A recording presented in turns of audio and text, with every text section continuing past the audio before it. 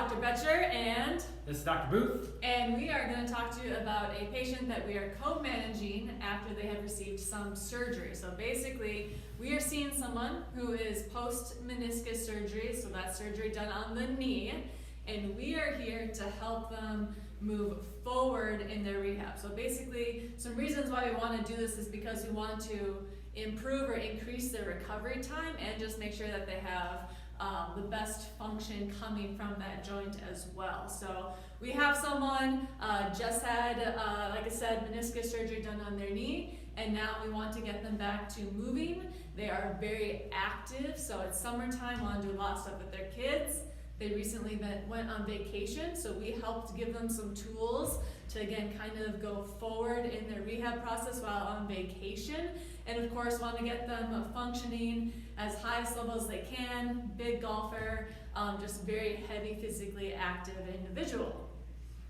So, how do we do that? So, initially, what we're going to do is we're going to want to help decrease their swelling and decrease bruising. Very common thing to happen post-surgery. So again, kind of the first steps we want to do is just bring all of that down. So when it comes to the knee, we do something called effleurage massage, meaning just really light, getting that fluid down. You're always going to want to get it kind of down and away from the heart too. So we just kind of coached really light touch, pressures down the thigh towards that knee. But we always want to make sure we instructed them, you don't want to be going directly over that incision site where those stitches are, because we always want to make sure no infections are happening, whether it's superficial or deeper. So again, just kind of staying on the thigh. We did not have them go actually across that knee joint, okay? Working both quadricep and hamstring. You can have kind of swelling happen all around the leg when it comes to a lower extremity surgery. But in addition to that, like we were kind of talking about, to decrease risk of infection, okay? Sometimes we need to just make sure that, again, those incision sites are always clean. So if you're doing anything or applying lotion just to help from cracking and breaking, never directly on that incision site, always just around it, being careful with that. So Yeah, so she hit on a couple of points. We always take that time to educate our patients on things that shouldn't happen if they are given directives by us. These are called red flags for us. So skin looks hot, red, potentially inflamed, more than it was post-surgery.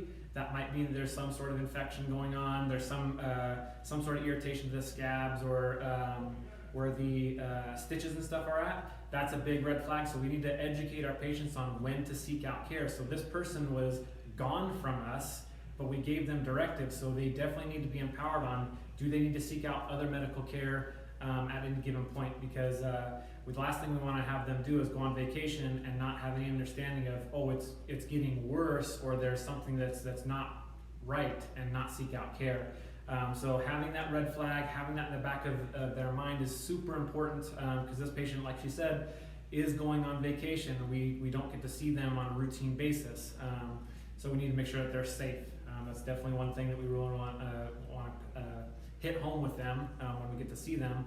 And then also she was having some video conferences while this person was actually gone. So that's another service that we can definitely provide, is if they are gone, we still give them guidance and empower them to keep on moving with their rehab, because it definitely doesn't need to stop if you're going on vacation. There's things that you can do on a daily basis to help. yeah, or when quick questions come up, they were going to be near an ocean and was kind of like, hey doc, am I okay to be in the water? You know, and then we talked about if that incision isn't fully closed, if the stitches have been taken out, things like that, we might still want to avoid such things again so that they don't get infection. So we kind of instructed, hey, let's not be in the water until we know for sure like that incision is nice and closed, the skin is nice and tight. No water, no swimming in the ocean yet. But then again, we just kind of were able to talk it out while they're on vacation and see, hey, what can you do, and move forward as well. And then, you know, they don't necessarily know what infection is. Dr. Booth mentioned great, you know,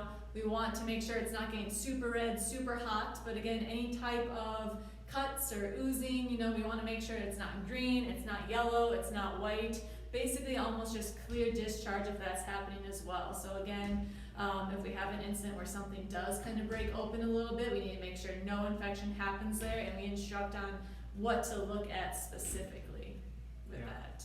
Wound care is definitely really important, especially in this case since it is so close to the actual surgery, and then when they wanted to go to this vacation, it was already planned. So, and then next was active range of motion, right? Yeah, so very, very high functioning post-surgery, which is a great starting point for us, but we always have to make sure again that we are progressing forward without overdoing it. Sometimes after surgery or after any injury, if you're feeling pretty good, we just don't want to overdo it. So then we instruct how to move forward again without overdoing it and now having to start back a few steps. So really we want to start with some active range of motion. They were weight bearing, they're walking day after surgery, which is great.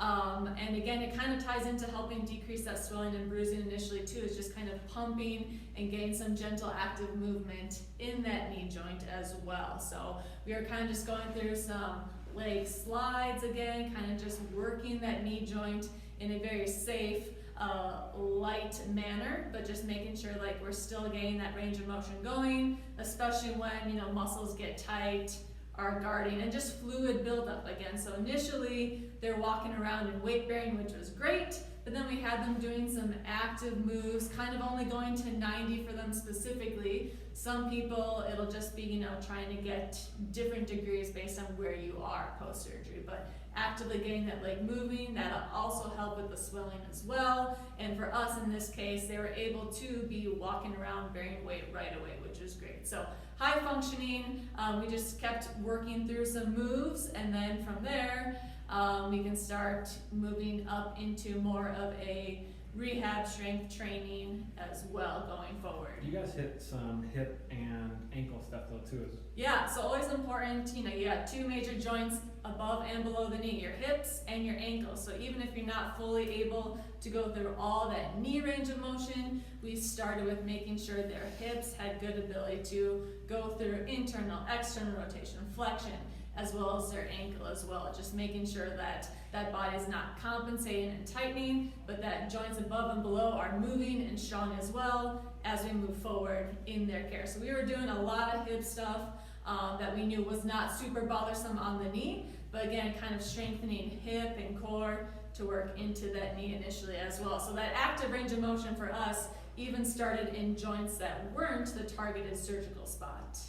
And he got right after it. He started getting into those things pretty quickly because it's not the actual tissue that was surgically repaired.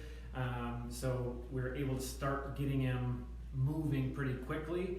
A lot of times we'll see the opposites. We'll say, you know, rest for a decent amount of time, and that's when things start to shut off.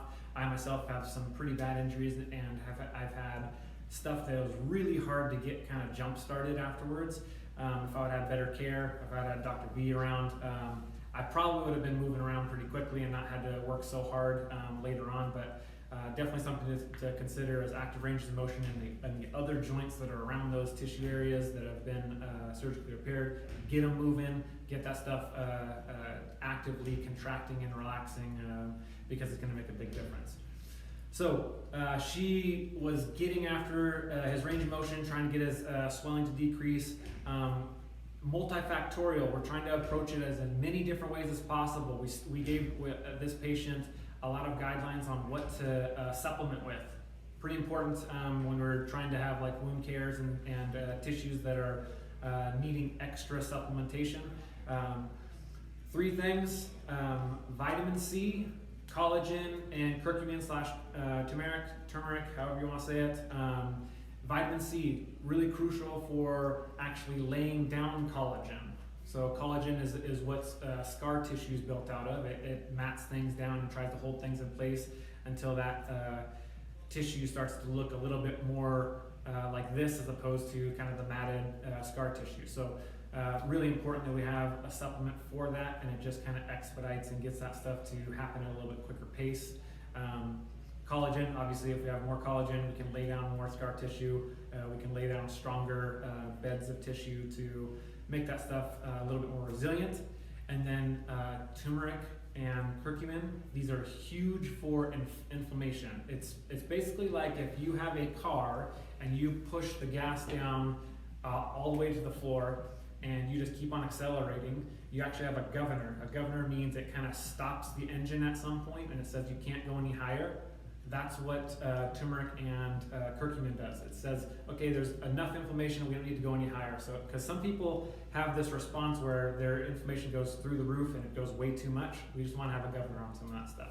So, nutrition was definitely a big portion of this care. And then lastly, when he comes back from vacation, we're going to start getting him into a little bit more of a strength training program where we do focus on torso, where it attaches to the hip, and now the hip's going to start to work better, and that's going to make the knee work better, and so on down the chain. So it has a kinetic approach.